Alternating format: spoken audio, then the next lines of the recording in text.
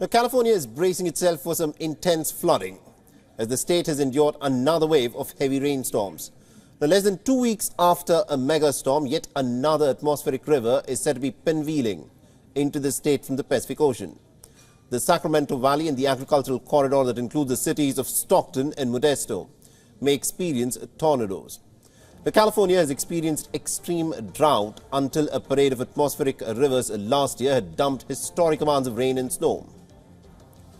Now, experts expect another wet year in 2024, but with warmer temperatures that leave behind less snowpack. Sure, yeah. So the very strong atmospheric river that began moving into California yesterday afternoon continued overnight this morning. Did produce quite a bit of rainfall across much of the state, particularly across portions of Southern California, where in the transverse range in and around Santa Barbara, there were reports of 3 to as much as 5 inches of rain as of early this morning. And the rain continues, looking at another additional period of heavy rain through today across portions of Southern California, where an additional amount of 1 to maybe as high as 3 inches of rainfall could occur through today.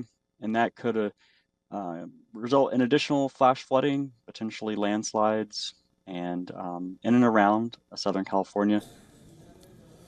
Now, much of California faces floods and mudslide risks, but experts say that the state is unlikely to experience damage like what was being witnessed 2 weeks ago, when a mega storm had wreaked complete havoc across the American state.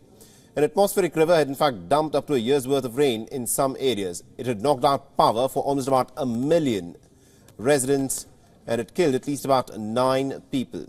But meteorologists say that the new storm is not likely to be as potent to pack a punch after such a rainy season. The intensity does not need to be as high as it once was to cause similar impact like flooding and landslides. We've had kind of back-to-back weather systems, and generally this month has been really wet for the state of California. And so we have seen above normal precipitation. And so what that does is, it results in wetter ground conditions, and it makes those areas more vulnerable to the additional heavy rainfall that we're expecting, so that the amounts and the intensity doesn't need to be as high as it once was to cause similar impacts like flooding, landslides, and things like that. WION is now available in your country. Download the app now and get all the news on the move.